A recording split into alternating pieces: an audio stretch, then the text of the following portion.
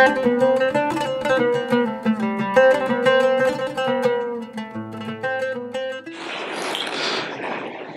le ministre des Forces armées, comme vous le savez, les institutions ont une part visible et invisible.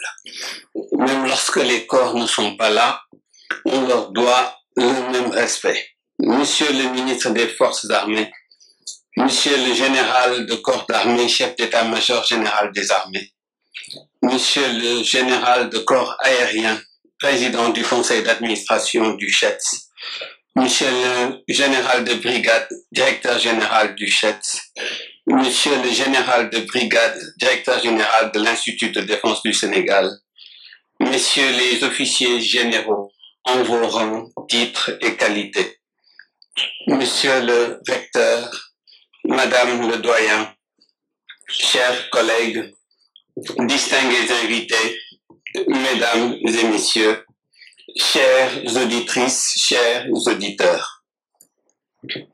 Je suis très heureux de m'associer à votre joie en ce jour solennel de rentrée académique ici au quartier général Idrissa Fall. Le prestigieux Centre des hautes études de défense du Sénégal et l'Institut de défense du Sénégal qui nous accueille sont, je crois, une élégante manière d'éclairer la mémoire du général Idrissa Fall. Dans ma jeunesse, je l'ai en effet admiré pour sa manière si distinguée d'incarner la dignité militaire dans toute sa splendeur. Monsieur le général de corps d'armée, chef d'état-major général des armées, l'occasion m'est offerte, avec la permission du ministre des Forces armées, de rendre hommage au souffle sacré qui vous anime et qui a vibré dans le cœur de vos illustres prédécesseurs, dont certains sont ici présents. Aujourd'hui, c'est ce même souffle qui nourrit et élève le niveau de conscience républicaine de notre armée et nous offre, par son bon esprit d'ouverture, la liberté de prendre la parole devant une si auguste assemblée. Je remercie les hautes autorités du CHETS de m'avoir convié à la réflexion sur le thème de la rentrée 2022-2023, intitulé « La lutte contre le terrorisme au Sahel, symbiose entre l'État et les autres acteurs de la sécurité ». Je ne sais pas encore, jusqu'à la minute où je vous parle, ce qui me vaut ce redoutable privilège d'avoir été choisi pour prononcer cette leçon inaugurale, parce que j'estime que je n'en ai ni la compétence, ni l'autorité, encore moins l'expérience. Mesdames, Messieurs, je précise que je ne prends pas ici la parole comme un acteur impliqué dans la lutte, ni en tant que juriste, ni au nom d'une quelconque corporation, même pas en mon nom propre, même si je suis un citoyen d'un pays sahélien qui a une seule voix, comme tous ses frères et sœurs du Sahel. J'ai choisi alors, avec humilité, de laisser s'exprimer ma partie vulnérable pour vous transmettre ce que le thème du jour m'inspire comme réflexion. Pour vous en parler, je choisis de me placer au point zéro de la symbiose, sans savoir comment. Et je m'empresse de saisir cette question aussi délicate que complexe, par ces deux bouts. D'abord, de quoi nous parlons et pourquoi? Beaucoup d'études et de documents sont produits régulièrement sur la lutte contre le terrorisme au Sahel. À chaque occasion, l'accent est mis sur les besoins d'amélioration, comme l'a rappelé tout à l'heure le ministre des Forces armées. Les besoins d'amélioration sur le plan stratégique comme sur le plan opérationnel dans tous les domaines. Le CHETS, en invitant à la réflexion sur la symbiose entre l'État et les autres acteurs de la sécurité, entend stimuler, je crois, les nouveaux auditeurs et les encourager à apporter leur contribution à cette problématique de défi qui nous interpelle toutes et tous. Il n'est pas superflu de rappeler que le Sahel africain désigne cette zone de transition. Transition entre le nord et le sud, entre l'est et l'ouest, entre le désert et la forêt, entre l'océan Atlantique et la mer Rouge. Ce n'est pas un hasard si cette confrontation idéologique et meurtrière se déroule sur ce terrain métaphorique chargé de symboles. Nous inspirons de l'allégorie des citailleurs de pierre. Imaginez ensemble l'allégorie des 6 soldats sahéliens rencontrés au front dans une région du Sahel en proie aux activités terroristes. Une seule et même question leur fut posée. Que faites-vous ici? Que faites-vous ici? 6 réponses furent obtenues. Le premier soldat: j'attends de finir ma longue journée au poste et de me reposer un peu dans l'espoir que ce ne sera pas mon dernier jour sur cette terre. Le deuxième soldat répond: je suis en train de surveiller la frontière en guettant tout mouvement suspect venant de l'ennemi. Le troisième soldat: j'ai appris à faire la guerre et je suis là pour appliquer ce que j'ai appris à l'école. Le quatrième soldat: j'ai la chance d'avoir été sélectionné pour participer à cette mission de maintien de la paix, ce qui me donnera de quoi mieux entretenir ma famille et financer les études de mes enfants, même si je ne devrais plus jamais les revoir. Arrive le cinquième soldat: je suis un soldat d'une armée républicaine, envoyé au front pour combattre les terroristes dans le cadre d'une alliance interétatique. Le sixième et dernier: je suis engagé pour offrir ma vie sacrée comme semence, en rêvant qu'un jour le Sahel vivra pleinement dans la paix, la liberté, la fraternité, la sécurité, la justice et l'épanouissement de tous ses enfants, y compris aussi bien les enfants des soldats que les enfants des terroristes. Fin de citation.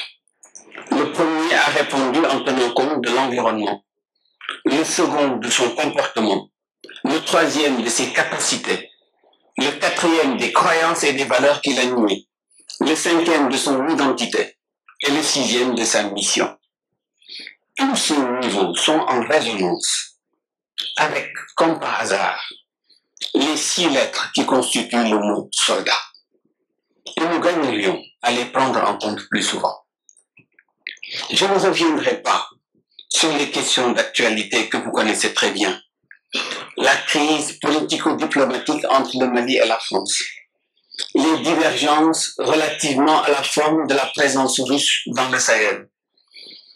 L'impact du conflit russo-ukrainien.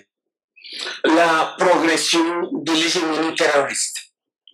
Les États-Unis qui plaident pour un changement d'approche, comme beaucoup d'États aujourd'hui, face aux limites du recours exclusif à la force. La résurgence dans notre zone des transitions anticonstitutionnelles. La progression de la pauvreté en Afrique et sa marginalisation continue dans l'économie mondiale. Tous ces facteurs et tant d'autres montrent que le Sahel est davantage perçu comme une scène de théâtre des activités terroristes que comme un acteur organisé de la lutte contre le terrorisme. Dans ce contexte, l'absence de repères semble constituer le seul repère qui fait l'unanimité.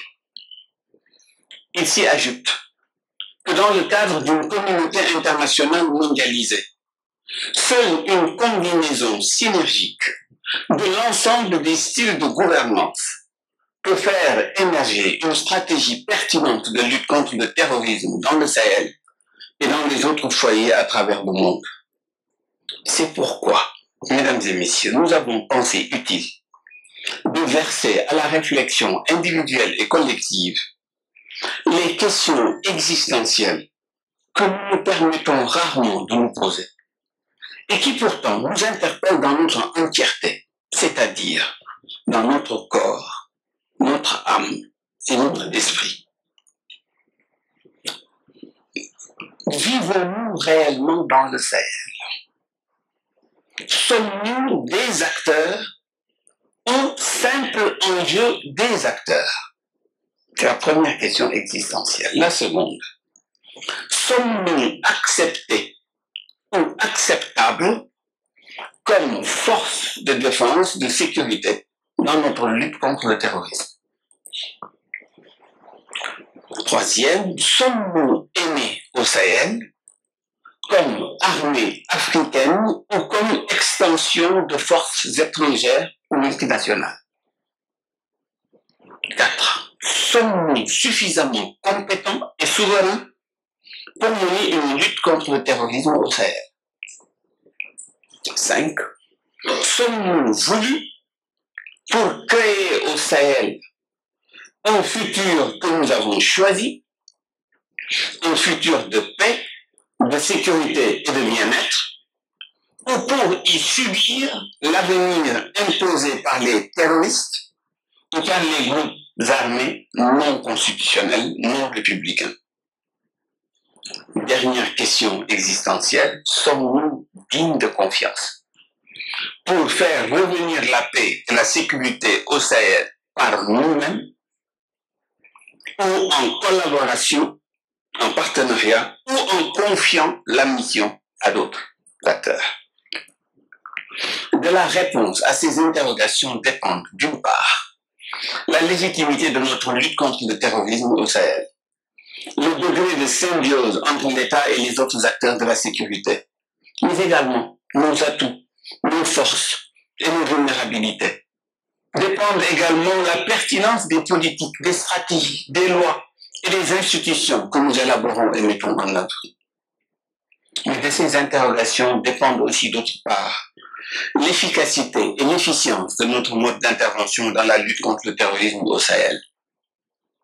L'objectif étant de bâtir une coopération générative de paix et de sécurité qui soit inspirante pour les générations actuelles et futures et qui soit éclairante pour la mémoire des générations passées. Ensuite, comment en parlons-nous et pourquoi? Sous quel prisme aborder le thème de cette conférence inaugurale au regard de la complexité du phénomène et des problématiques qu'il embarque? Avec ce thème, nous entrons dans une démarche de quête. De quête, comme le disait Emmanuel Kant, la plus vaste des quêtes est de comprendre ce que l'on doit faire pour devenir un être humain.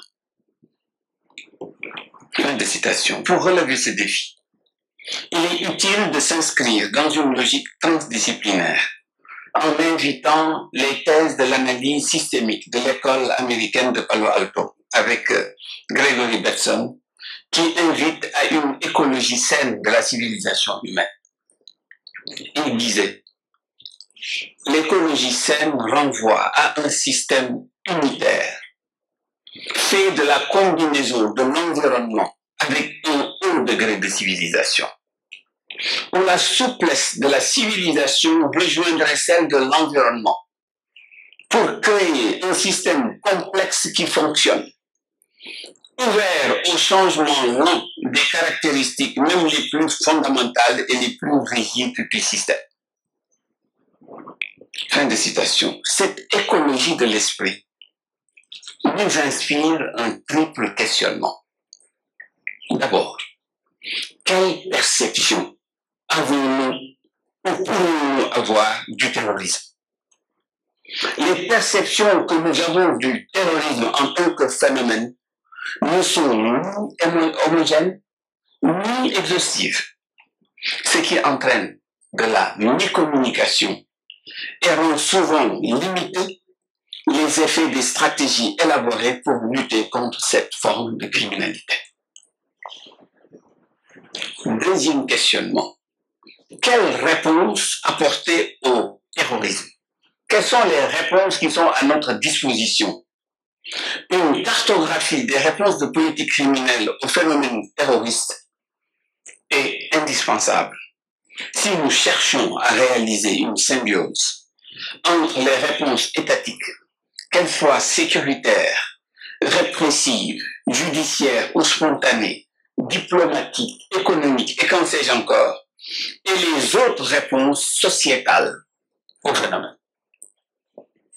Troisième questionnement, quelle posture l'État et les autres acteurs de la sécurité peuvent adopter pour user de leur marge de manœuvre respective avec intelligence et efficience. Car, comme vous le savez, la lutte contre un phénomène global et complexe ne peut se faire que sous le prisme de l'interdépendance. Dans cette perspective, chaque acteur dispose d'une marge d'appréciation, qu'elle soit nationale, régionale ou internationale. Mais on a tous une marge d'appréciation. Il nous faut une utilisation intelligente et dynamique de nos différentes marges pour générer une stratégie efficiente qui puisse mettre fin au cauchemar dans le Sahel. Comment faire alors? Nous avons préféré être en métaposition pour observer la situation comme si on avait un satellite scientifique à partir duquel on peut se détacher pour vous partager une grille de lecture transdisciplinaire qui va répondre à cette triple interrogation. D'abord, une analyse systémique du phénomène terroriste. Je dis bien une analyse systémique du phénomène terroriste comme mode de perception de ce phénomène criminel. Le ministre l'a rappelé tout à l'heure, la nécessité d'avoir une approche holistique et multidimensionnelle. La clé, c'est l'analyse systémique. Et je le dis notamment à l'attention du CHETS et de l'Institut de défense, je ne connais pas vos programmes, mais l'analyse systémique doit être enseignée dans les instituts de défense. Deuxième préoccupation pour répondre, ce sera une approche symbiotique. Vous nous invitez à la symbiose. L'approche symbiotique existe. Une approche symbiotique comme stratégie de conception des réponses étatiques et sociétales de politique criminelle au terrorisme dans le Sahel. Et enfin, vous avez vu une analyse systémique du phénomène, une approche symbiotique des réponses, une application synergique des marges d'appréciation de l'ensemble des acteurs comme mode d'action. Tels sont, mesdames et messieurs, les trois souffles, systémie, symbiose et synergie, qui vont ponctuer les trois temps de notre intervention. D'abord, une analyse systémique du phénomène du terrorisme. Permettez-moi de citer le psychologue humaniste américain Abraham Maslow, qui dit ceci, je cite, « Pour changer une personne, il est nécessaire de changer la perception qu'elle a d'elle-même. » C'est pas une citation. Tout dépendra alors du regard que nous déciderons de porter sur notre thème. Le terrorisme est un phénomène ancien, même si son nom est relativement récent. L'histoire regorge d'exemples d'idéologies qui se sont propagées en semant la terreur et qui ont fini par intégrer la normalité quand leur projet a réussi. Le terrorisme heurte la conscience humaine et ce qui fait son essence, à savoir la dignité humaine. Il est naturel, dans un réflexe de salut public, que toute la société et tous ses pouvoirs se mobilisent pour mettre fin à ce phénomène de désintégration humaine. Dans le même temps, nous observons que la naissance d'activités terroristes est souvent l'expression d'un dérèglement social profond au sein de nos États et dans le monde. Une première piste confortable consiste à travers un processus victimaire à désigner un bouc émissaire, le nommer, le disqualifier, le préjuger, lutter contre lui, espérer plus tard le post-juger pour confirmer la croyance qu'on s'est faite de lui. Une autre piste consiste à tenter de relever le défi du questionnement intérieur et se poser la question de savoir ce qui, aussi de notre fait, a pu produire un tel dysfonctionnement dans la société. Faut-il ou non lutter contre le terrorisme? Pour répondre, j'emprunte la célèbre boutade au cinéaste américain Woody Allen qui disait « Pour toutes les questions, vous pouvez répondre en disant ceci. » La réponse, c'est oui. Mais c'est quoi le problème? Mais c'est quoi le problème? Lutter contre le terrorisme, c'est quoi le problème? Et au-delà du problème, c'est quoi le besoin? Ce sont les deux éléments sur lesquels je vais m'appesantir un instant. Cette partie est la plus importante parce qu'elle concerne notre état d'esprit. Lutter contre le terrorisme, c'est quoi le problème? Selon l'école de l'analyse systémique, quelle que soit la perception privilégiée pour régler un problème, si grave soit-il, peu importe la connaissance de ses causes ou de sa cause fondamentale. En analyse systémique, la cause n'est pas importante. On en tient compte, mais on ne va pas passer notre temps pour chercher à identifier la cause. Il suffit de comprendre son impact en s'arrêtant un instant pour le considérer comme point de départ. Je le précise parce que les militaires, les forces de défense et de sécurité connaissent très bien cette règle. Ce sont les civils qui l'ignorent. Quand il y a une guerre ou un conflit armé, ils vont immédiatement descendre sur le terrain et commencer à définir leur stratégie. Alors que les civils remontent le temps. Ils veulent comprendre qu'est-ce qui a amené tout ça. Mais lorsque la maison brûle et que les pompiers sont là, on ne cherche pas à savoir qui l'a brûlé. On éteint le feu, c'est tout. Et c'est une règle de bon sens. C'est ce qu'on appelle en systémie le principe de l'équifinalité. Quel que soit le bout par lequel vous le prenez, vous pouvez le régler. Autrement dit, nous sommes tous en mesure de régler n'importe quel problème et de parvenir à un bon résultat sans nous perdre dans les causes. Sur le plan scientifique, le problème, c'est quoi? C'est de savoir ce que c'est un problème. C'est pas une question simple et réglée. Si vous regardez toute l'histoire de la science, jusqu'à ce jour, il n'y a pas encore d'unanimité pour cerner la notion de problème.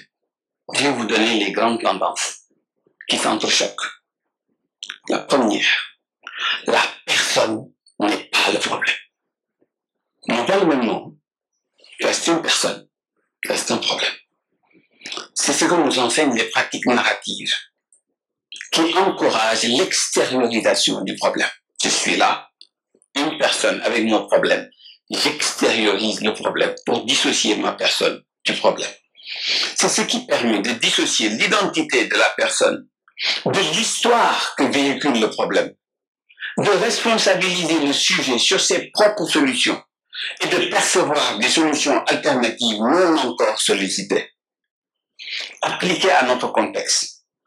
Si a priori il n'y a pas de terrorisme sans terroriste, le terrorisme ne devrait pas être confondu avec l'histoire que véhicule le terrorisme.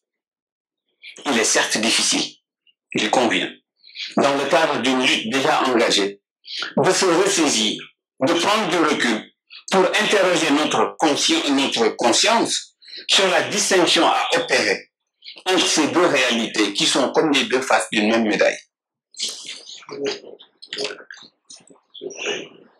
La personne n'est pas le problème. C'est la première chose.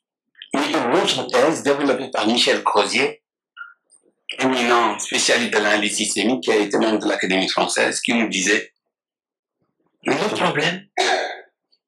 Vous savez c'est quoi le problème? Le problème, dit Michel Crozier, le problème c'est le problème.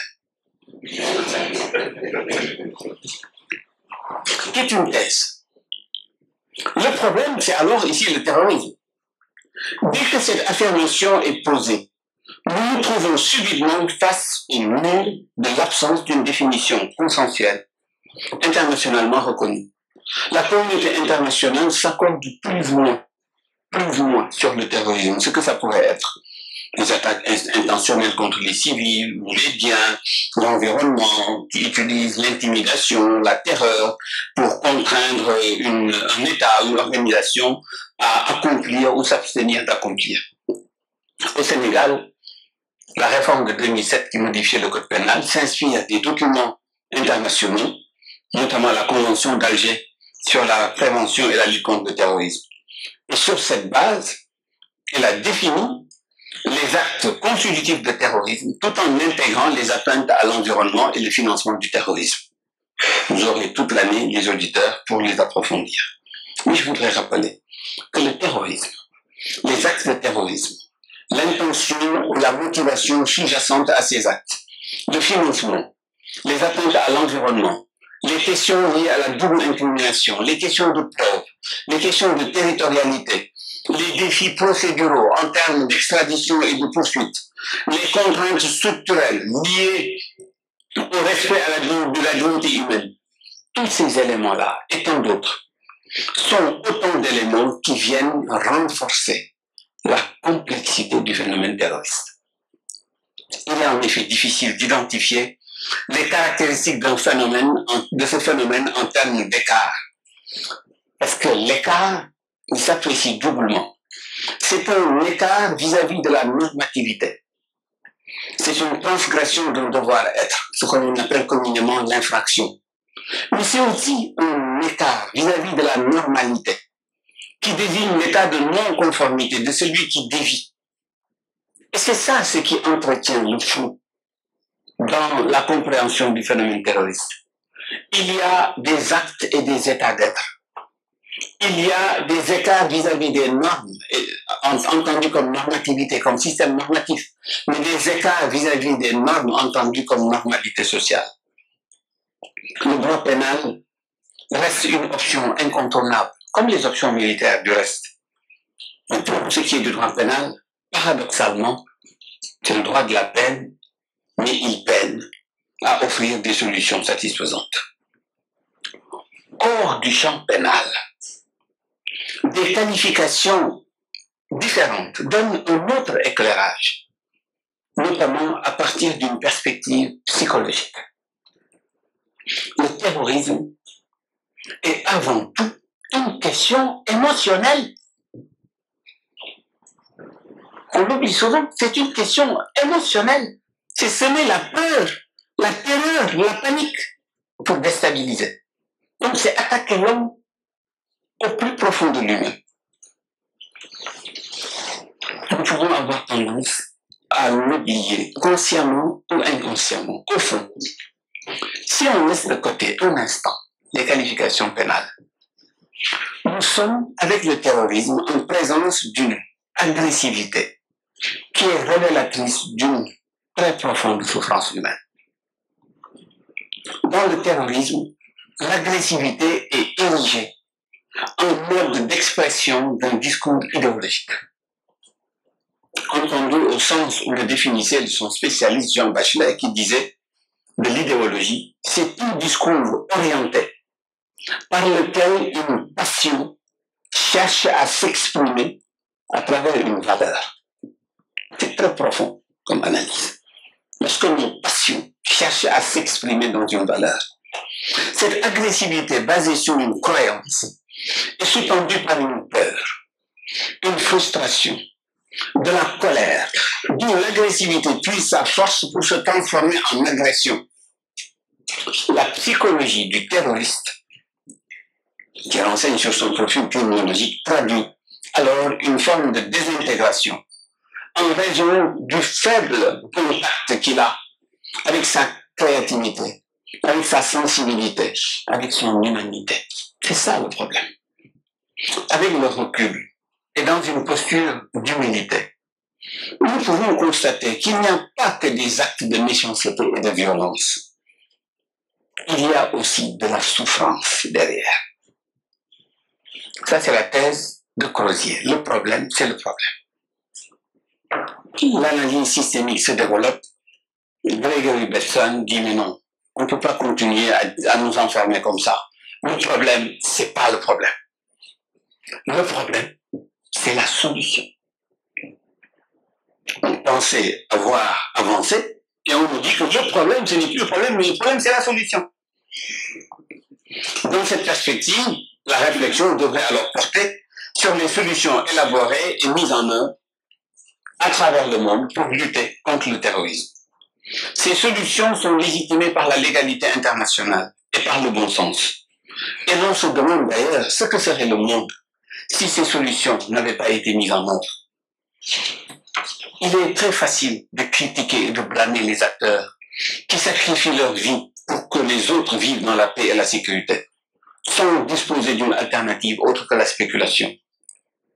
Mais cela ne doit pas nous empêcher de reconnaître qu'à certains égards, les réponses traditionnelles, légalistes, sécuritaires, humanitaires, peuvent avoir, d'une façon ou d'une autre, avoir contribué au renforcement du terrorisme dans ses différentes mutations, comme à l'instar de la mutation des virus.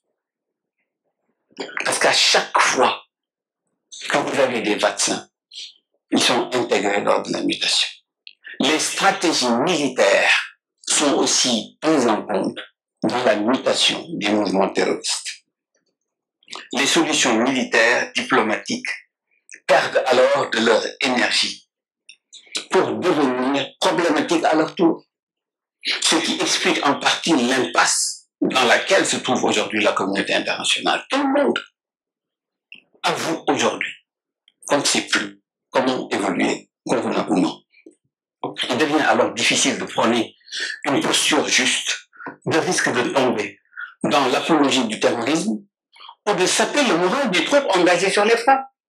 Parce qu'il y a certains débats, si on commence à les mettre sur la place publique, on va se dire, mais qu'est-ce que je fais là? J'ai plus de bagages, ou je rejoins l'autre camp. Le problème n'est pas la personne. Le problème, c'est le problème. Le problème, c'est la solution. Ça a créé une dissidence au sein de l'école Palo Alto, avec comme chef de file Virginia Satir, qui dit non, le problème, ce n'est ni l'un ni l'autre. Le problème, c'est le processus. Tout le monde cherche. Le problème, c'est le processus. Le problème n'est pas le terrorisme en soi, ni les réponses en œuvre, mais le processus par lequel les acteurs coopèrent et opèrent face au terrorisme et aux terroristes. Ces divergences ne sont pas sans rappeler la fable que vous connaissez, les aveugles et l'éléphant, qui raconte l'histoire de 6 aveugles non-voyants qui étaient invités à décrire un éléphant en le touchant en différentes parties du corps et en déduisant donc des représentations différentes. Lorsqu'ils confrontèrent leurs idées, ils rentrèrent en désaccord, doutèrent même de la sincérité de leurs interlocuteurs. Et dans certaines versions, ils sont revenus aux mains, ils se sont battus. Alors qu'ils avaient tous touché l'éléphant, mais chacun n'avait vu qu'une partie. La morale de cette parabole intemporelle est que chaque humain a tendance à revendiquer une vérité absolue fondée sur une expérience subjective limitée, car il ignore les expériences subjectives limitées de ses semblables et qui peuvent être également véridiques. Faisons nôtre cette sagesse. Nous pouvons accepter que le problème, c'est à la fois le problème, c'est-à-dire l'obstacle qui se dresse sur notre chemin. C'est aussi la solution à trouver, ou celle trouvée et qui ne nous satisfait pas convenablement. C'est enfin le processus qui permet de poser et de comprendre le problème, de rechercher la solution, de l'évaluer, de la valider, de la mettre en œuvre et pourquoi pas de l'améliorer. Poussons cette logique jusqu'au bout. Une autre question pointe à l'horizon. Et s'il y avait, au-delà de ces problèmes, d'autres réalités, des besoins? La lutte contre le terrorisme, c'est quoi le problème? La lutte contre le terrorisme, c'est quoi le besoin? Pour répondre à cette question, il est important d'opérer un changement de paradigme en privilégiant la pensée latérale développée par Édouard de Bonny. Il y a aussi des éléments de cette nature qui peuvent enrichir les réflexions dans les stratégies militaires. La stratégie latérale. Lorsque tout le monde va dans une direction, pouvoir avec intelligence créer une direction, une orientation à laquelle personne ne pense et qui soit la bonne. Édouard de Bonneau nous dit ceci, je le cite, nous pouvons supposer que ce sont les circonstances, l'histoire, l'atmosphère et les événements quotidiens qui créent naturellement de nombreux conflits. Et c'est vrai. Il dit, nous pouvons aussi supposer que beaucoup de conflits ont été créés par les parties en présence, qui se sont concentrés sans le vouloir sur les différences et ont cristallisé les points de désaccord. C'est aussi une piste. Fin de citation. Il sera donc question de déconstruire la position des acteurs et privilégier la pensée constructive sur la pensée critique qui, elle, est d'essence conflictuelle.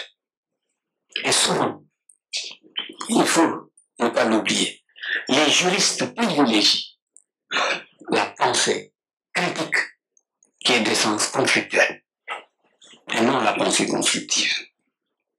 Dans cet ordre d'idées, le psychologue David Kaler a inventé Process Communication Model. C'est la démarche de communication qui a été utilisée par la NASA pour former ses astronautes qui effectuent les voyages spatiaux. À l'époque, le psychiatre de la NASA, Matt Geyer, avait été confronté à des conflits entre astronautes. Il disait qu'on avait des astronautes disciplinés et d'autres qui nous venaient de l'extérieur, du champ politique. Et il s'est heurté à un conflit entre deux astronautes. Et il a interpellé l'un d'entre eux en disant, si ce conflit se passe dans l'espace, qu'est-ce que vous allez faire? Il dit, mon collègue, je ne le supporte pas. S'il dérape, je l'abats. Il dit, mais comment on va gérer un mort dans l'espace et continuer la mission? Et c'est en ce moment-là que la NASA a décidé de financer les études du psychologue David Kaler sur ProcessCom. Et David Kaler nous dit que ce qu'on appelle le problème n'existe pas en soi. Il existe des besoins psychologiques à satisfaire. Nous pouvons décider de les satisfaire de manière positive. Ça, c'est notre volonté. Sinon, et c'est ça la particularité qu'il ne faut pas oublier, si vous décidez de satisfaire un besoin psychologique de façon positive, tout est OK. Si vous ne le faites pas, le besoin va vous utiliser pour se satisfaire de façon négative. Et aujourd'hui, sur le plan scientifique, tout le monde le reconnaît. Même sur le plan religieux, c'est ce qui explique la transformation des énergies humaines en énergie démoniaque, que l'on appelle satanique. Donc, c'est la satisfaction des besoins par le comportement négatif que nous appelons problème. Chez les terroristes, nous serions en présence de personnes dont les besoins de reconnaissance pour les convictions et les opinions n'ont pas été positivement satisfaits. Cela les plonge dans un stress intense et durable qui les mène à des comportements d'échec puis de désespoir, c'est-à-dire dans la satisfaction négative de leurs besoins. Ce que le droit capte n'est en réalité que l'expression de cette détresse humaine, ainsi que ses conséquences dans leurs manifestations les plus insoutenables. Dans la méthode de la spirale dynamique, je verse à la corbeille de l'IDS et du CHET. La spirale dynamique est une méthodologie qui est extrêmement puissante et pertinente et qui pourtant n'est pas enseignée dans les universités, notamment francophones. Il a été développé pour expliquer l'évolution de la conscience humaine dans le monde, des origines à ce jour. Et dans la spirale dynamique, le terrorisme correspond à un niveau de conscience primaire. où l'homme résiste à l'appel du vivant vers plus d'amour et d'unité.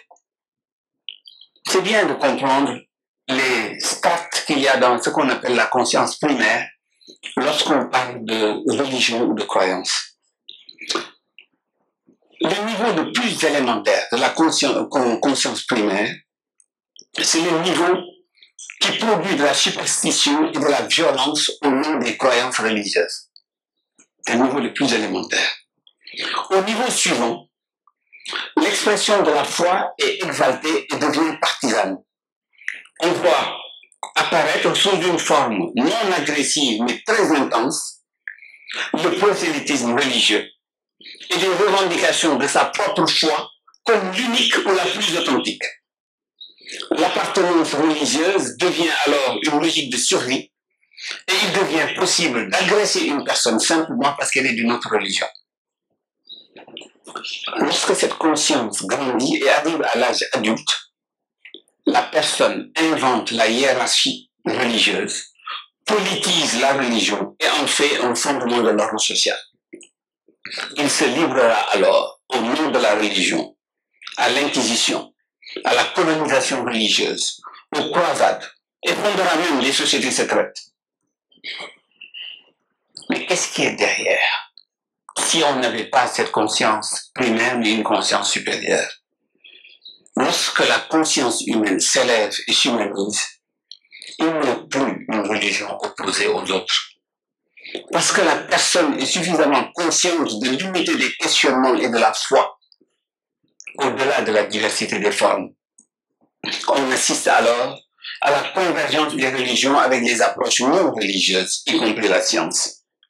C'est à cette symbiose précipitée par la mondialisation que le terrorisme s'oppose. C'est ça ce que la spirale dynamique éclaire. La mondialisation nous pousse à la convergence, à l'ouverture. Le terrorisme étant de conscience primaire s'oppose à cette conscience supérieure. En analyse systémique, il est important de rappeler que le corps et l'esprit sont vus comme des processus systémiques, ce qui peut entraîner plusieurs nuances dans nos façons de percevoir le monde. D'un côté, les personnes et les sociétés humaines ne peuvent pas ne pas s'influencer les uns les autres.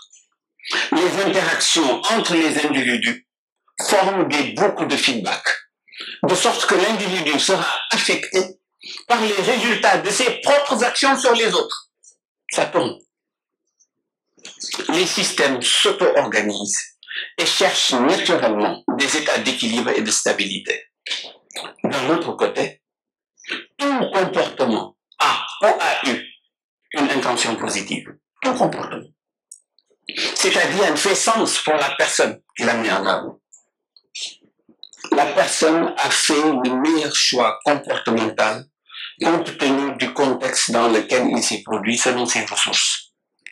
Il est plus facile et plus productif de répondre à l'intention plutôt qu'à l'expression d'un comportement problématique. Enfin, selon cette approche systémique, il n'existe pas d'échec. Il n'y a que des feedbacks. Comme disait Mandela, soit je gagne, soit j'apprends. Il n'y a pas d'échec. Le sens donné à une expérience ou un comportement dépend du contexte dans lequel ils sont apparus. Tout comportement ou expérience peut servir de ressource ou de limitation selon sa manière de s'insérer dans le système global. Fort de cet état d'esprit, nous pouvons accueillir le deuxième souffle de notre intervention, le deuxième souffle pour une approche symbiotique des réponses de politique criminelle au terrorisme. Une approche symbiotique des réponses de politique criminelle au terrorisme. Les idéologies peuvent accélérer le progrès des sociétés humaines, comme elles peuvent les faire régresser. Le droit peut alors servir de rempart contre les dérives idéologiques. L'armée peut servir de rempart contre les dérives idéologiques. Comme le rappelle si bien Mireille Delmas-Marty, je cite, créer notre dimension humaine, ce qui fait écho, vous vous souvenez, à Maslow, dans notre quête. Créer notre dimension humaine relève d'abord d'une démarche individuelle, d'un cheminement intérieur. Mais le droit peut aider à poser des repères, à condition de ne tomber dans aucun des pièges que lui tend le concept d'humanité. Du totalitarisme à un fondamentalisme moralisateur, en passant par un sentimentalisme un peu mou, l'humanité saisie par le droit peut justifier tous les ismes du monde, les idéologies. Si l'on y prend garde, fin de citation. Par son ouverture et son humanité, c'est l'approche symbiotique qui introduit l'éthique des nuances comme antidote contre les dérives idéologiques, notamment terroristes. Seulement, une bonne identification des réponses constitue le préalable à l'intégration symbiotique des réponses aux phénomènes criminels. Ce seront mes deux propos ici, dans l'approche symbiotique. L'identification des réponses de politique criminelle d'abord, et ensuite l'intégration symbiotique des réponses aux phénomènes criminels. Identification des réponses de politique criminelle. Symbiose entre l'État et les autres acteurs de la sécurité, précise l'intitulé de la conférence choisie par le GIEC. Nous comprenons en filigrane que l'État est un acteur de la sécurité aussi, et qu'il y en a d'autres. Nous savons aussi que l'État est plus qu'un acteur de la sécurité, il ne fait pas que ça. Et nous savons aussi que l'État se démembre, l'État a plusieurs visages. L'armée, c'est l'État. Les forces de défense et de sécurité, c'est l'État. La justice, c'est l'État, n'est-ce pas? Les prisons, c'est l'État. La connaissance des acteurs susceptibles d'intervenir dans la lutte contre le terrorisme nous éclaire en aval sur les réponses de politique criminelle en présence. Je dis bien politique criminelle et non pas politique pénale. Même si la dénomination a conservé une certaine teinte pénale, la politique criminelle moderne dépasse le champ restreint du droit pénal. Pour englober, je cite Mireille Delmas-Marty, dans les grands systèmes de politique criminelle, la politique criminelle moderne couvre l'ensemble des procédés par lesquels le corps social organise les réponses aux phénomènes criminels. Vous voyez, on ne parle pas de pénal, on ne parle pas d'État, on parle de corps social et de réponse aux phénomènes criminels. C'est la conception la plus large aujourd'hui, qui englobe aussi bien les réponses étatiques que les réponses sociétales aux différentes formes d'écart à la norme, comme je l'ai rappelé tantôt, selon que les assujettis s'écartent par leurs actes de la normativité en commettant des infractions, ou s'écartent par leur état de la normalité en étant en état de déviance. Les corrélations entre les réponses émanant de l'État, les réponses juridictionnelles, diplomatiques, sécuritaires, administratives, tout ce que vous voulez, diplomatiques, et celles provenant de la société civile, que ce soit des associations, des ordres professionnels, des mouvements politiques, des écoles, des institutions religieuses, pour examiner les influences réciproques. Quand on parle de différence entre État et société civile, sans le préciser, j'ouvre une petite parenthèse, cela peut créer des confusions dans l'esprit des gens. On ne parle pas de la société civile comme les mouvements citoyens. C'est dans cette conception, tout part de la notion du principe même de laïcité. La laïcité est un principe à deux étages. Le premier étage de la distinction, c'est d'opposer l'État à la religion. C'est ça le premier niveau de laïcité. C'est pour sortir la religion de l'État. Donc on a d'un côté l'État et de l'autre côté la religion. Une fois qu'on est dans le cadre de l'État, l'État c'est une forme d'organisation politique de la société. C'est la forme la mieux élaborée, nous dit-on. Et le deuxième niveau de distinction, c'est de distinguer l'État dans sa forme, à travers ses institutions, et l'État dans sa substance. On va distinguer alors l'État de la société civile. L'État est un État politique et la société civile concerne les citoyens. C'est ce qui était à l'origine de la distinction depuis la Révolution française, qui avait parlé de déclaration des droits de l'homme et du citoyen. L'homme renvoie à la société, le citoyen renvoie à l'État. Si on ferme cette parenthèse, de cette relation de base, phénomène criminel d'un côté, réponse de politique criminelle de l'autre, dérivent 4 réseaux qui font les réponses, la panoplie des réponses. Vous avez le réseau répressif qui comprend les réponses de l'État à l'infraction. La justice, l'administration pénitentiaire, l'administration économique aujourd'hui dans le cadre de la lutte contre le blanchiment et le financement du terrorisme. Premier réseau, répression. C'est ce réseau-là, quand on dit, lorsque l'État répond à une infraction, c'est ça le réseau répressif. C'est ça la définition du droit pénal. Vous voyez comme il est limité. Ce sont les réponses de l'État à l'infraction. C'est ça le pénal. Bon. Vous avez après maintenant ce qu'on appelle le réseau sécuritaire. C'est les réponses de l'État à la déviance ou à la partie de déviance qui est liée aux infractions. C'est là où on fait intervenir la police, la gendarmerie, les forces armées. Le réseau sécuritaire. Vous avez troisième réseau, ce qu'on appelle le réseau d'autorégulation.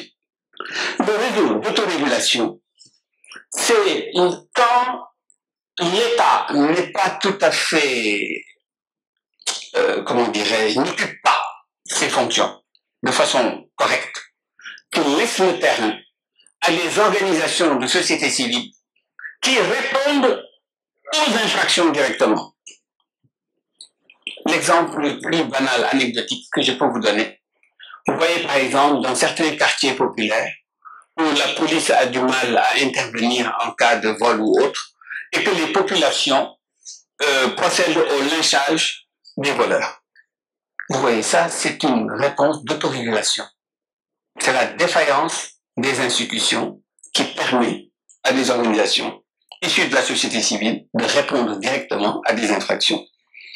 Dernier réseau, et quatrième, après le réseau répressif, sécuritaire, autorégulation, le réseau d'intégration.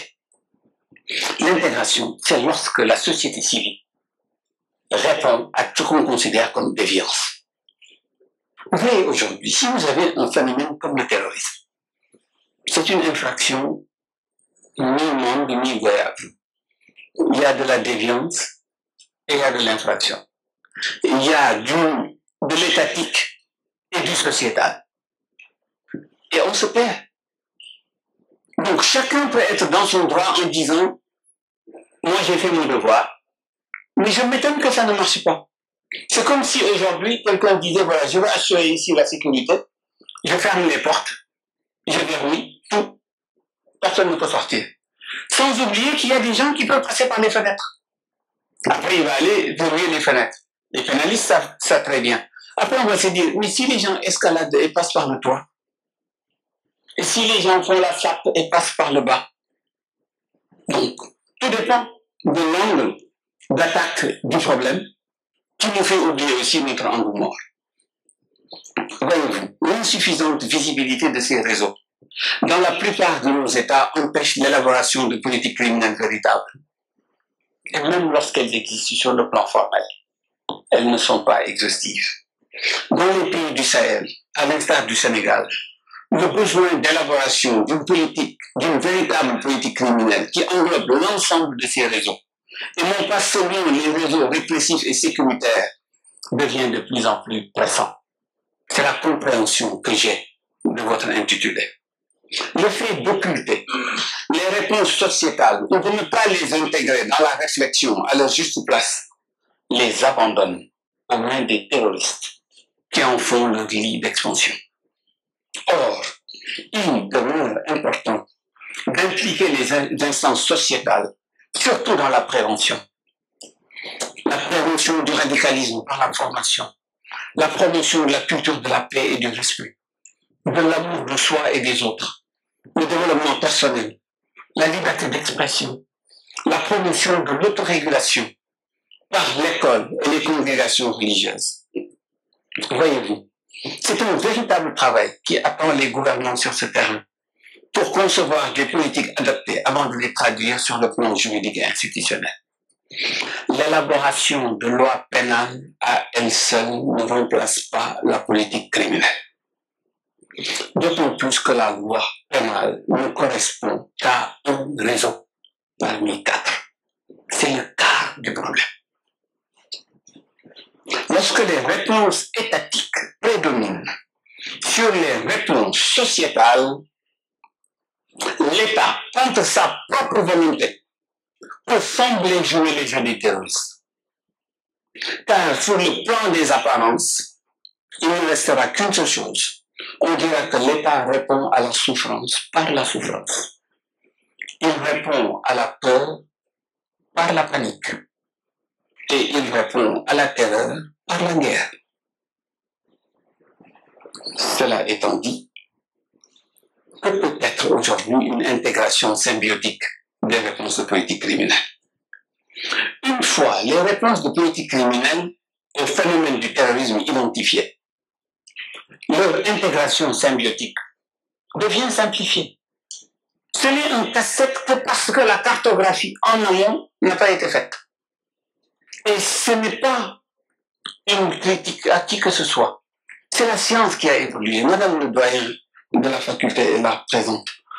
La politique criminelle n'est pas enseignée à sa juste valeur.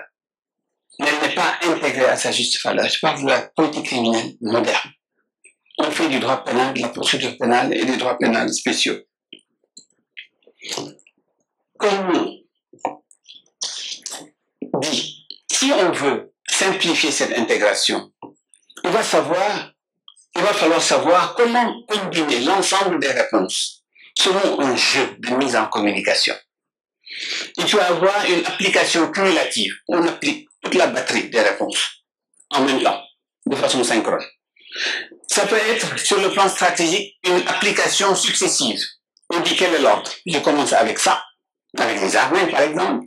J'ajoute la justice, puis l'éducation par exemple. On peut aussi avoir une application alternative. Il y a des situations dans lesquelles on peut dire c'est ça pour ça. Et une stratégie globale permet de connaître les zones d'application cumulative, les zones d'application alternative et les zones d'application successive, ce qui crée vraiment une meilleure lisibilité. Comme précédemment évoqué lors de l'analyse systémique du phénomène dans la première partie, les réponses étatiques seront plus appropriées dans les situations où le problème est le problème. Dans les situations où le problème est la solution, donc les problèmes de sécurité, de répression des délinquants, de protection de l'environnement. En revanche, les réponses sociétales seront utilisées sous la régulation de l'État. C'est très important. C'est pas des organisations de société civile qui ont le libre champ pour faire n'importe quoi sur le terrain. D'autant plus qu'on est sur un terrain très sensible où les dérives idéologiques n'épargnent personne. Sous la régulation de l'État, les réponses sociétales seront privilégiées, de préférence pour la satisfaction positive des besoins psychologiques et environnementaux. Vous le voyez, l'État et tous ses acteurs, étatiques comme sociétaux, se retrouvent sur le terrain du processus, vous vous souvenez? C'est sur le processus qu'ils vont se retrouver pour co-créer, pour co-élaborer les politiques criminelles et coopérer à leur mise en œuvre concertée. Il s'agit, comme vous le voyez, mesdames, messieurs, d'un véritable recadrage de nos manières de penser et d'agir vis-à-vis de ce phénomène aussi complexe qui menace l'avenir de l'humanité et la stabilité de nos organisations et qui nous oblige à nous investir pour le comprendre davantage à partir d'une approche systémale. L'approche systémale en politique criminelle, c'est une combinaison de l'approche systémique et de l'approche structurale. C'est une forme de maillage extrêmement dense d'un système du dedans et du dehors, de comprendre les déterminants juridiques et non juridiques. Le ministre l'a rappelé tout à l'heure dans son discours. De connaître les capacités et les besoins des parties prenantes pour guérir nos sociétés du terrorisme. C'est cette même démarche qui devra nous permettre d'évaluer les réponses mises en œuvre et les réponses appropriées qui devraient être privilégiées. En un mot, de nous engager dans une véritable politique et stratégie de traitement du phénomène du terrorisme au Sahel. Ça ne nous aura pas échappé en parlant de véritable politique et stratégie. J'ai dit de traitement et non pas de lutte. Parce que le fait de dire lutte, ça signifie qu'on regarde une réponse, ou une catégorie de réponses. On traite à partir d'un système.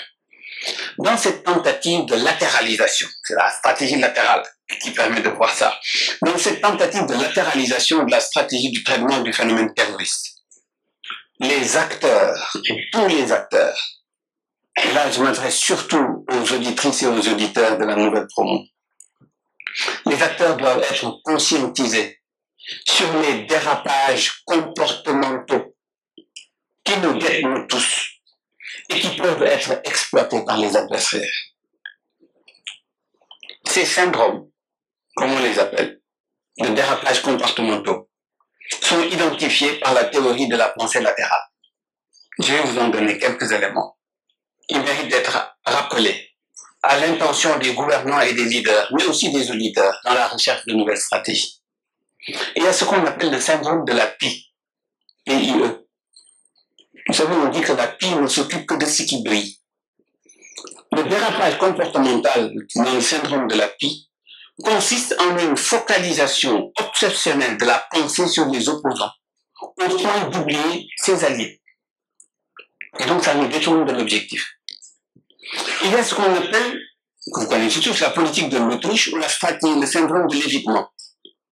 Là aussi, c'est un dérapage comportemental qui consiste à éviter de manière inconsciente et systématique de rentrer en contact avec les supposés opposants pour d'aborder des thèmes sensibles par peur du conflit. Il y a le syndrome du catalogue, comme dérapage aussi, qui consiste à ne plus voir ses interlocuteurs comme des personnes, mais comme les membres d'un groupe caricatural auquel on prête ses intentions à punir. Il y a dans cette période, ce que nous vivons, c'est le syndrome de la frénésie, qui est un dérapage comportemental qui pousse les individus, les sociétés, les organisations à prendre des décisions précipitées, multiples et contradictoires. Parce qu'il n'y a plus de temps. On a peur et c'est l'urgence. Il y a ce qu'on appelle aussi le syndrome de la tétanie. C'est un autre dérapage où la personne devient incapable de faire quoi que ce soit. Il est tétanisé. À cause de la fatigue. Parce que ça s'enlise. On ne sait pas quand ça va terminer. Les gens sont fatigués et de la peur. On ne voit là plus les bénéfices d'une décision. On ne voit que ses inconvénients. Il y a ce qu'on appelle, dans un langage peut-être juste comme il est, le syndrome de la boîte à claques. La boîte à claques, c'est au lieu de chercher des solutions, de chercher toujours des victimes, des responsables, et puis de les taper. Quand il arrive à son paroxysme, ça débouche sur le syndrome connu, le syndrome victimaire, le syndrome du bouc émissaire, qui est le dérapage qui consiste à considérer, à tort ou à raison, un acteur comme la cause principale de l'échec d'un projet. Donc l'objectif devient la suppression de cet acteur pour se dédouaner et se donner bonne conscience. Vous le voyez, mesdames, messieurs, il ressort que l'intégration symbiotique des réponses de politique criminelle au terrorisme est alors un exercice de conscience. C'est un exercice de conscience qui requiert un changement d'état d'esprit et beaucoup de lucidité. Lorsque ces préalables sont plus ou moins assurés, l'application synergique des marges d'appréciation devient facilitée. Troisième temps, troisième souffle, une application synergique des marges d'appréciation des acteurs de la sécurité. Dans les systèmes complexes, aucun acteur, fût-il État ou organisation d'État, aucun acteur ne peut prétendre à l'indépendance totale pour réguler à lui seul l'ensemble du système. L'interdépendance devient la clé de régulation. L'interdépendance devient la clé de régulation qui permet, dans une perspective agile, de faire participer tous les acteurs en vue de faire converger leurs actions complémentaires vers un objectif stratégique unique.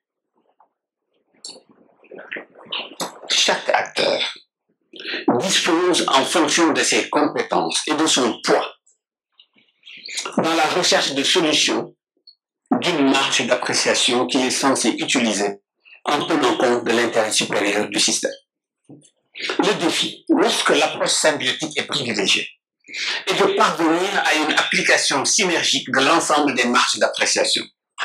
Aujourd'hui, il y a des démarches qui existent, méthodologiques extrêmement sophistiquées, qui peuvent aussi être parmi les outils à développer dans les instituts de défense. Aujourd'hui, c'est sur ce terrain que se manifeste le plus l'insuffisante préparation des acteurs étatiques et non étatiques et leur besoin de capacitation pour affronter le terrorisme. Il est difficile, alors que le travail en amont n'est pas encore réalisé, d'avancer des hypothèses. C'est la raison pour laquelle, en guise d'orientation, je pose deux questions d'importance cruciale, surtout pour ceux qui commencent un cycle d'études. Quel changement voulez-vous? Première question. Et à quel niveau de conscience intervenir? D'abord, quel changement voulons-nous? Albert Einstein, que vous connaissez tous, a donné beaucoup de leçons de vie et de sagesse à l'humanité. Mais on ne les convoque pas régulièrement quand on fait certaines réflexions. J'en utiliserai deux pour chaque paragraphe. Il dit ceci, je le cite, « La folie, c'est de faire toujours la même chose et de s'attendre à un résultat différent. » Si les solutions déjà utilisées ont conduit à l'impasse, le fait de continuer à les utiliser ne relèverait pas du bon sens. Les réponses traditionnelles légalistes, qu'elles soient répressives ou sécuritaires, on les connaît depuis les thèses de Foucault, surveiller ou punir. À l'époque, c'était ça le dilemme. Toutes ces réponses mènent aujourd'hui à l'impasse dans la lutte, parce que même si elles permettent d'obtenir des résultats, elles sont susceptibles de contribuer à entretenir le phénomène et à le renforcer, du moins lorsqu'elles ne sont pas corrélées à d'autres réponses. On prête le flanc. Si la non-définition d'une véritable politique criminelle a aussi conduit à un déficit de coordination entre les acteurs, il convient de pallier ce vide en élaborant une véritable politique criminelle de prévention et de traitement du terrorisme, qui implique l'ensemble des acteurs. En luttant contre le terrorisme, qu'est-ce que nous voulons réellement changer? À quel problème cherchons-nous des solutions? Quels besoins cherchons-nous à satisfaire positivement? Est-ce que nous voulons apprendre et guérir? Est-ce que nous voulons apprendre de nos erreurs et grandir en conscience? Où se situe notre préférence? Est-ce que c'est l'apprentissage ou la surveillance? Est-ce que c'est la guérison ou la guerre? Est-ce que c'est l'intégration et l'exclusion ou la punition? L'intégration et l'inclusion ou la punition et l'exclusion? La politique criminelle qui conciliera les réponses étatiques et sociétales débouchera très probablement sur une véritable thérapie sociale qui accepte d'interroger les causes profondes de ce phénomène, les déterminants du terrorisme et du crime organisé. Il s'agit d'opérer un recadrage conscient et pertinent qui permettra d'éviter la surprise des mutations, ruptures et révolutions susceptibles d'entraîner la dislocation des États. On parle souvent d'histoire parce que ça nous fait peur. Mais quand on ouvre et feuillette les livres d'histoire, il y a combien d'États, d'empires, de royaumes qui ont été effacés de la surface de la Terre? C'est un problème réel.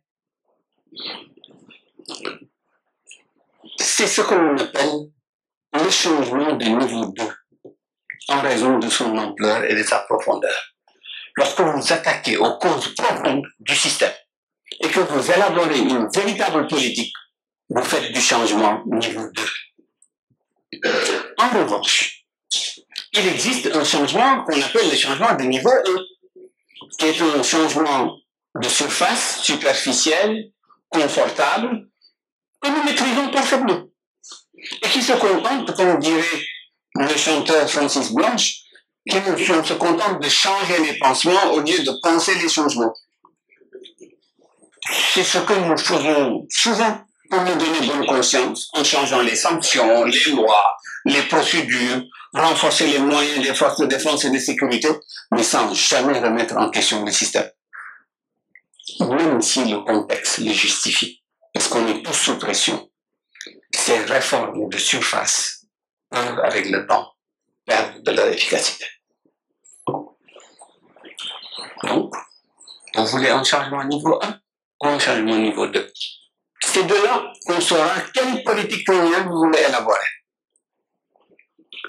Deuxième question fondamentale, à quel niveau de conscience souhaitons-nous intervenir? Je convoque à nouveau, j'invite à nouveau Albert Einstein, qui nous dit ceci. C'est une leçon de stratégie extrêmement puissante. On ne peut pas résoudre un problème avec le même niveau de pensée que celle qui l'a créé. On ne peut pas résoudre un problème avec le même niveau de pensée que celle qui l'a créé. Fin de citation. On dit dans l'accompagnement, dans les coachings, que ce qui vous a amené ici ne peut pas vous amener là-bas. C'est aussi simple que ça. Sinon, vous n'évoluez pas. Mais ce que Einstein n'a pas fait, c'est qu'il ne nous a pas dit quels étaient les niveaux de conscience. Il a juste dit la clé, il est parti. C'est bien plus tard que l'école de l'analyse systémique a conceptualisé ce qu'il a baptisé comme étant les niveaux logiques de conscience. Gregory Bateson, puis Robert Dilts, dans le cadre de la programmation neurolinguistique, en distinguant les 6 niveaux de conscience que j'ai utilisés pour vous présenter l'allégorie des soldats sahéliens. Environnement, dans l'ordre, environnement, comme ça, environnement, comportement, capacité, croyance, valeur, identité, mission. Un problème créé au niveau environnement ne peut plus être résolu au niveau environnement. Il faut aller au niveau comportement. Un problème de comportement doit être réglé au niveau capacité. Un problème de capacité doit être réglé au niveau des croyances. Un problème de croyance est réglé au niveau identitaire. Un problème d'identité est réglé au niveau des missions.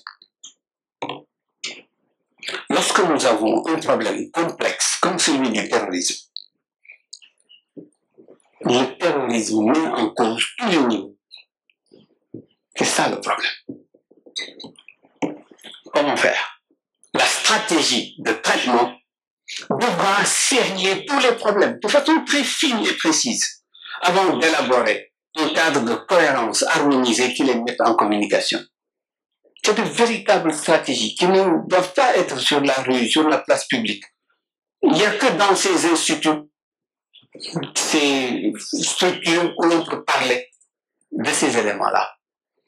Vous m'auriez demandé cette conférence avec toute l'amitié, la fraternité que j'ai pour l'UCAD. Je n'aurais jamais tenu ce discours à l'UCAD. Jamais. Parce que ce n'est pas le lieu. Je le dis dans un environnement fermé, avec des autorités responsables, ouverts, républicaines, qui cherchent à faire progresser, à déplacer les vies. C'est ça le sens du propos. ce sont des méthodologies aujourd'hui extrêmement poussées et puissantes. À titre d'illustration, dans le cadre du traitement des symptômes du terrorisme et du crime organisé, je vous donne un exemple de problème. On rencontre ce qu'on appelle les délinquants asymptomatiques, les terroristes asymptomatiques. Mais on ne les connaît pas. Ils sont dans nos familles, ils sont partout, ils sont dans les administrations, ils sont dans les armées. Des terroristes potentiels ou réels qui vivent en apparence dans la normalité sociale, mais qui vivent la même souffrance intérieure que celle qui s'extériorise en actes terroristes dès que les conditions sont réunies. Il s'agit d'une criminalité latente ou dormante, basée sur des pulsions refoulées ou réprimées, qui peuvent s'extérioriser violemment lorsque les conditions sont favorables. Nous avons souvent du mal à accepter que nos politiques, nos façons de penser, nos façons de communiquer et d'agir peuvent aussi produire des comportements répréhensibles. Mais on ne discute pas sur la place publique, c'est pas de lié.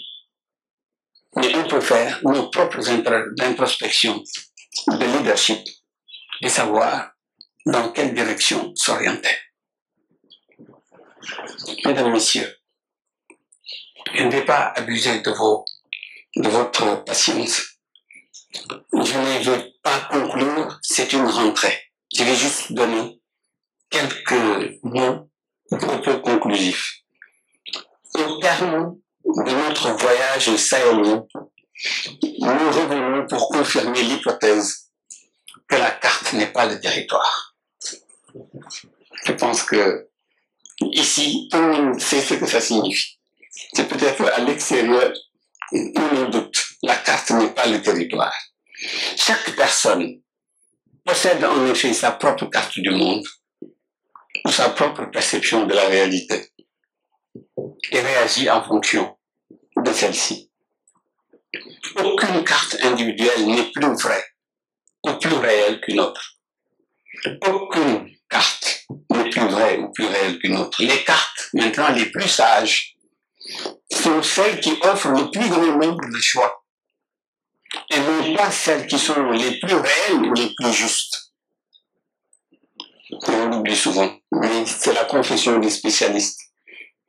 Les États et autres acteurs font de leur mieux pour maîtriser un phénomène criminel d'une complexité extrême, qui s'attaque aux piliers même de l'État et de la société. L'utilisation des réponses traditionnelles s'est imposée et légitimée par l'instinct de survie, même s'il produit des résultats mitigés. Il est question de les approfondir et de les faire évoluer au service de la paix dans le monde. Conformément à l'esprit républicain des forces de défense et de sécurité, le CHETS a initié un important travail d'approfondissement, ce qui nous a permis, durant notre exploration, de constater que l'analyse systémique du phénomène terroriste, combinée avec une approche symbiotique des réponses de politique criminelle et une application synergique des marges d'appréciation des différents acteurs, peut, par le changement d'état d'esprit qu'elle permet d'opérer, induire une élévation de conscience qui permet d'ouvrir une nouvelle page de lumière dans l'histoire du Sahel. Le CHETS et l'Institut de défense du Sénégal pourraient poursuivre cette dynamique pour préparer, avec la rigueur et l'ouverture qui les caractérise, l'organisation d'un atelier international méthodique, fermé, sur le terrorisme, à la fois fermé et ouvert. Vous voyez ce que je veux dire? Fermé et ouvert. Sur le terrorisme au Sahel, dont les travaux pourront servir à moyen terme de base de travail à la tenue à Dakar d'une conférence internationale sur le terrorisme au Sahel, avec comme axe de réflexion à la fois stratégique et opérationnel les trois dimensions que nous avons explorées. 1. Comprendre davantage le phénomène du terrorisme en se basant sur l'analyse systémique, en vue de questionner aussi bien les causes factuelles que les causes profondes pour en avoir la perception la plus proche du réel. Deuxièmement, de proposer la mise en communication de l'ensemble des réponses de politique criminelle, étatique et sociétale, en s'appuyant sur une approche symbiotique, afin que la palette des réponses s'enrichisse des réponses sociétales en plus des réponses étatiques de nature répressive, sécuritaire et diplomatique, ce qui permettrait de concourir plus efficacement au traitement d'un problème multidimensionnel et à la satisfaction de besoins multiformes de façon positive. Et troisièmement, d'élaborer un plan d'action concret, pragmatique dans le respect des marges de manœuvre des différents acteurs et agile dans sa mise en œuvre. Monsieur le ministre, Monsieur le général de corps d'armée, chef d'état-major général des armées, Monsieur le directeur général du CHETS, Monsieur le directeur général de l'Institut de défense, Mesdames, Messieurs, pour relever un tel défi, il nous faudra ériger en impératif catégorique le respect inconditionnel de la dignité humaine et faire preuve de créativité et d'ouverture, de bonne volonté et de neutralité, mais aussi d'humilité pour accepter les limites de nos stratégies et outils actuels et avoir la foi en une capacité illimitée pour évoluer. De cette façon, nous serons, je crois, comme nous y invite le CHETS, à même d'emprunter le chemin le moins fréquenté vers l'amour, la joie et la paix, dans la terre et avec la terre, et naturellement au Sahel et avec le Sahel. J'ai été très sensible à la douceur de votre silence qui m'a accompagné, et je vous remercie.